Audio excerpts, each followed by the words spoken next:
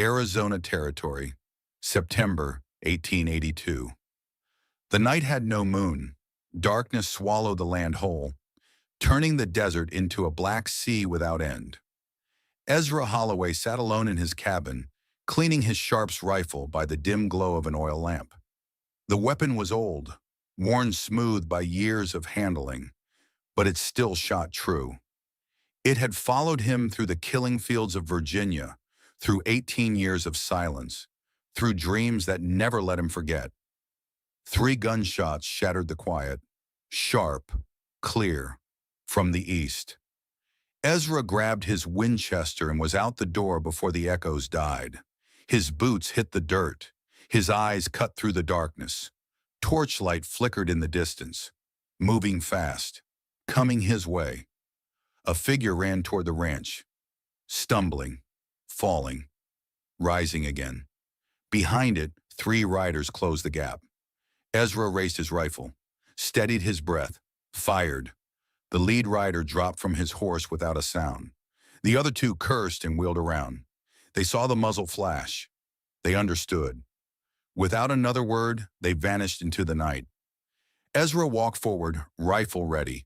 The runner lay face down in the dirt 20 feet from his porch, chest heaving, fingers clawing the ground. Slowly the figure pushed up and turned. A woman, Apache, young, maybe 30. Clothes torn, face caked with dust and blood. But her eyes held no fear, only a bone-deep exhaustion that had become its own kind of calm. She looked at him and spoke. Her voice was raw, cracked at the edges, but every word landed clear. "Kill me or marry me. There is no third choice." Ezra Holloway was 45 years old. He had watched friends die in trenches filled with blood. He had buried his wife with his own hands. He had spent a decade on this land speaking to no one, needing no one. But he had never heard words like these. He studied her for a long moment.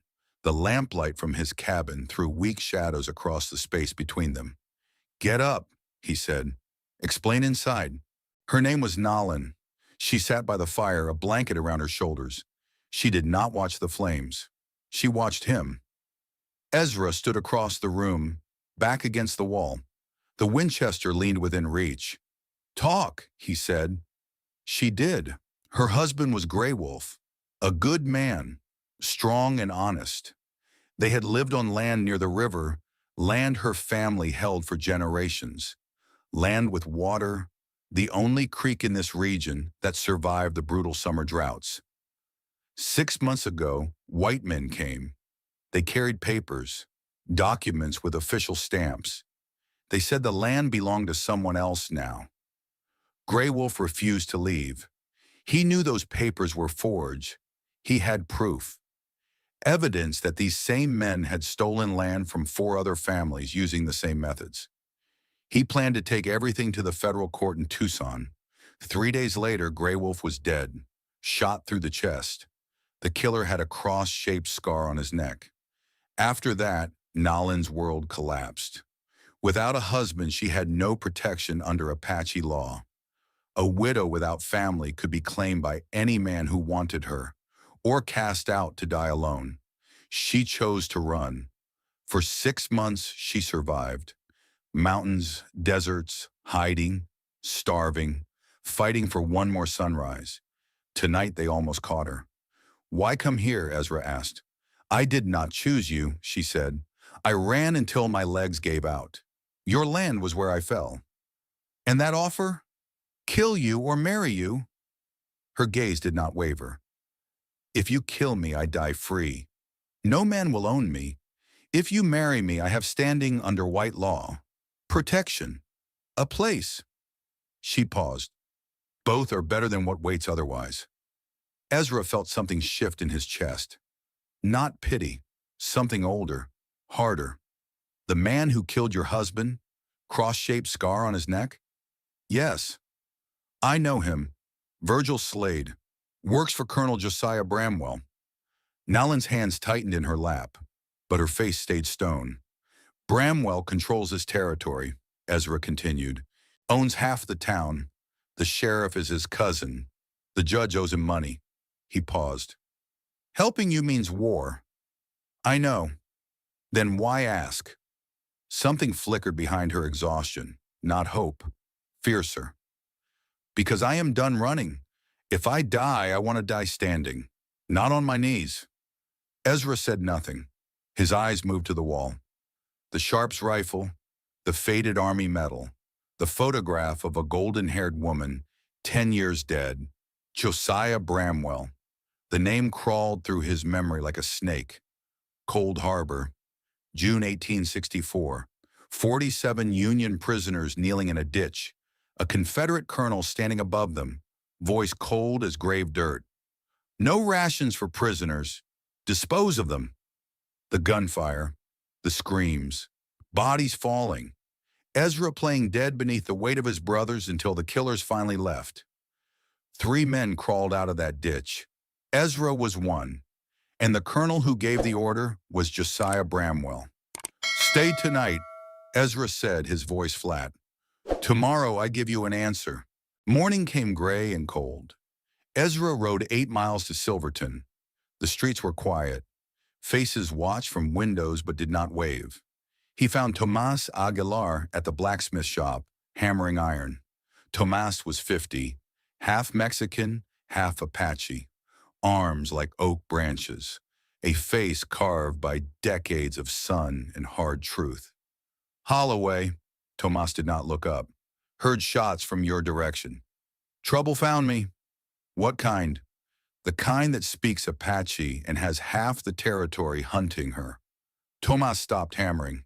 He wiped his hands and met Ezra's eyes. The widow. Bramwell's been hunting her 2 months. $500 on her head. I figured. Helping her is a death sentence. Maybe. Tomas shook his head. Not maybe. Bramwell has 15 guns. You have yourself and stubbornness. Ezra leaned against the doorframe. Bramwell, he served Confederate, didn't he? Colonel, 12th Virginia. The blood in Ezra's veins turned to ice. 12th Virginia. Cold Harbor. It was him. Tomas, the land Bramwell took from her husband. Was it legal? Tomas laughed, bitter and short. Nothing Bramwell does is legal. He has been forging documents and killing witnesses for years. Everyone knows. No one talks. What if there was proof? What kind of proof? Her husband gathered evidence before he died. Documents showing Bramwell forged papers for at least 4 families. She still has them. Silence stretched between them. If that reaches the federal court, Tomas said slowly, Bramwell is finished. He picked up his hammer. But getting it there means going through 15 guns and a bought sheriff. I know, but I need men. Men with nothing left to lose. Tomas studied him for a long moment. I will ask around, quietly. And Ezra, I have a contact in the Apache camps to the north. Nullian's brother-in-law, Running Wolf. He has been waiting for a chance to avenge Grey Wolf. I will send word tonight. Do it. Ezra returned to find Nullian on the porch, watching the horizon. She had not slept. Her eyes tracked him with the wariness of prey. He dismounted and faced her. I will help you, not because you asked, because Bramwell owes me a debt he cannot pay. What debt? 47 lives. Nullian studied his face. The scar from temple to jaw, the weight behind his eyes. She nodded. Then we fight together. One thing first. Ezra gestured toward the cabin. Those documents. We need to hide the originals somewhere safe. If you go into that town, you carry copies only. The real evidence stays here. Nullian considered this. Then she reached into her clothing and withdrew a leather pouch. Where? I know a place. Root cellar beneath the barn. No one will find it. Together they buried the truth beneath the floorboards. 2 days passed in tense quiet. On the 3rd afternoon, dust rose on the eastern horizon. 5 riders. Ezra grabbed his rifle and stepped onto the porch. Nullian appeared beside him, silent as shadow, a shotgun in her hands. The lead rider was Virgil Slade. The cross-shaped scar on his neck caught the sunlight. He stopped 30 feet out and did not dismount. "Holloway, heard you have something belonging to Colonel Bramwell." "Nothing here belongs to Bramwell." Virgil smiled, wolf-like. "The Apache woman. Hand her over. This ends peaceful. Tell Bramwell if he wants something from my land, he comes himself, and tell him to remember Cold Harbor." The smile faded. Virgil did not understand the reference, but he remembered the name. 48 hours, he said. Then this ranch burns. They rode away, leaving a dead cow at the gate. Throat cut. A message. That night, Ezra and Nowlin took turns on watch. At 3 in the morning, Nowlin heard movement near the barn. Soft. Careful. Wrong. She did not wake Ezra. She moved through darkness like smoke, the knife from her boot already in hand. When Ezra arrived minutes later, he found a man face down in the hay, knife through his shoulder, mouth stuffed with straw. Nowlin stood over him, breathing steady. He meant to burn the barn. Ezra looked at her differently after that. "You are not just a widow running from shadows. My father was a warrior. He taught me young." Her voice was flat. "I run not from weakness. I run because I had nothing worth fighting for. And now?" She met his eyes. "Now I have something." Morning brought worse news. A boy from town rode out, face pale, hands shaking. "Mr. Holloway, they took Father Cornelius. Bramwell's men grabbed him from the church last night." Father Cornelius, 65 years old, the only man in Silverton who openly stood against Bramwell. He had been gathering testimony, building a case. "What does Bramwell want?" "He says you have until sundown tomorrow. Bring the woman and the documents, or the priest hangs in the square." The boy rode away. Nowlin stood in the doorway. Her face was stone. "He will die because of me. He will die because Bramwell is a murderer, not because of you. If I surrender, the priest lives. If you surrender, Bramwell kills you, kills me, kills everyone who knows the truth." Then he continues. Ezra shook his head. "No, we find another way." That night, 6 people gathered at Tomas's shop. Ezra, Tomas, 3 ranchers whose families Bramwell had destroyed, and Father Cornelius's young assistant, a boy of 19 with steady hands and nothing to lose. "Bramwell has 12 men in town plus Slade," Tomas said, scratching a map in the dirt. 13 guns against 6. 7, Nowlin said from the shadows. Everyone turned. "I shoot. I fight. Count me." Ezra nodded. 7 against 13. Bad odds. "Better than no odds," one of the ranchers muttered. Tomas spoke again. "I sent a rider to the Apache camps 3 days ago. Running Wolf knows what happened to his brother. If he comes, we have a chance." "If?" Ezra asked. "The rider should have reached them by now. Whether they ride is up to Running Wolf." Nowlin's expression flickered. Hope and fear intertwined. They planned through the night, every angle, every risk. Then Nowlin spoke. "I have an idea. It requires trust." She laid it out. She would ride into Silverton alone, surrender herself, draw every eye to the square. "The documents I carry will be copies, worthless, but Bramwell will not know until too late. While he focuses on you," Ezra said slowly, "we get into position. When you start shooting, I free the priest. You could die before we reach you." Nowlin's eyes were steady. "I have been ready to die since the night I met you. But now if I must die, I choose to die like Grey Wolf, standing, fighting." The room went silent. Ezra nodded. "Then we do this together." Sundown bled across the sky. Nowlin rode into Silverton alone.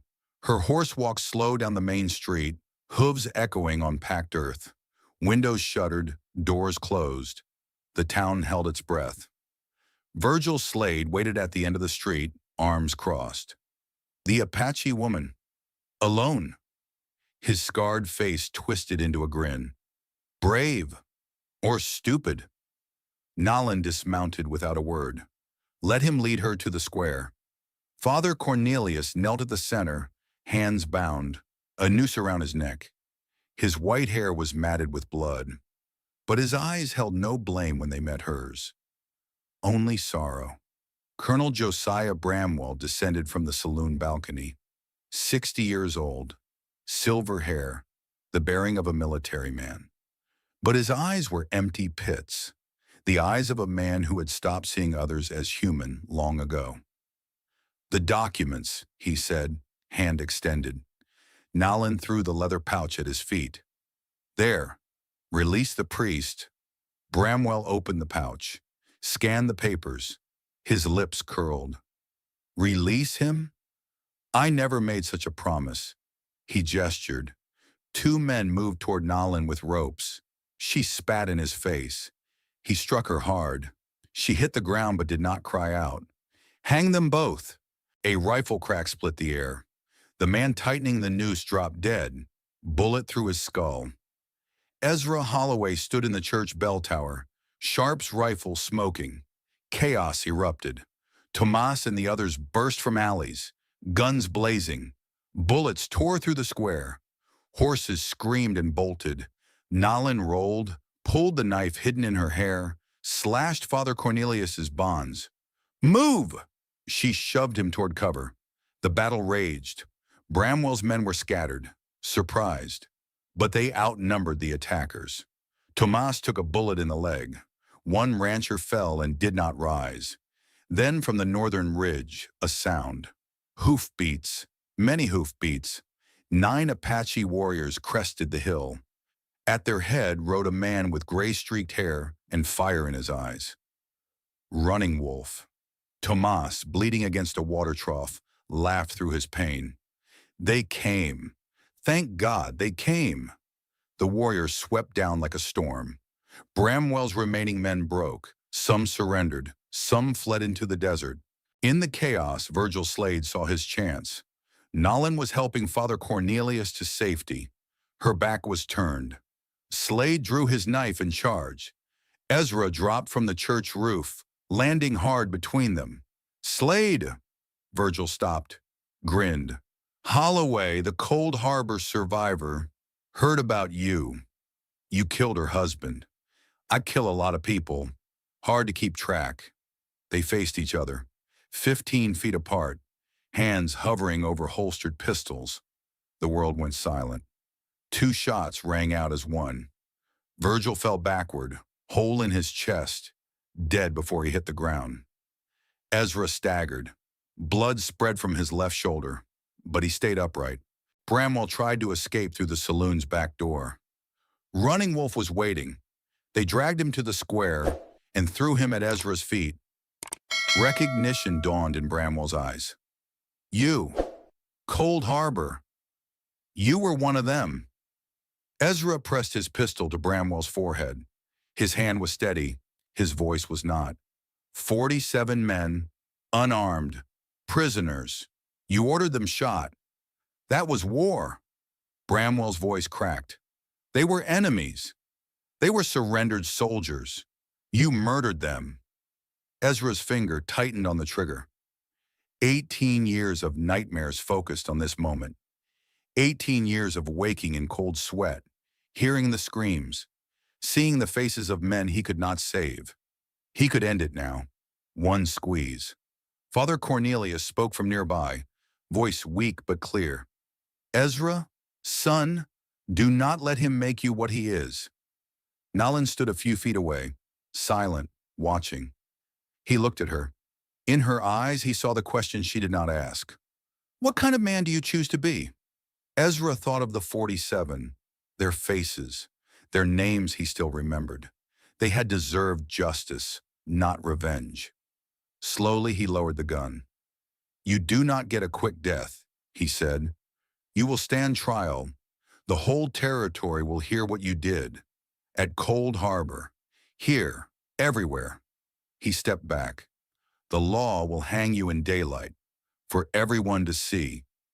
Bramwell's face crumbled. Somehow, this was worse than a bullet. 3 months later, winter had come to Arizona territory. Snow dusted the hills. Smoke rose from the chimney of the Holloway Ranch. Inside, Nayland sat by the fire, mending a shirt. Her face had filled out. Color had returned. Ezra entered, stamping snow from his boots. Getting colder. Horses are fed. Barn is secure. They had fallen into a rhythm. Not husband and wife in any traditional sense. Partners. Two people who had earned each other's trust through fire and blood. Bramwell awaited trial in Tucson.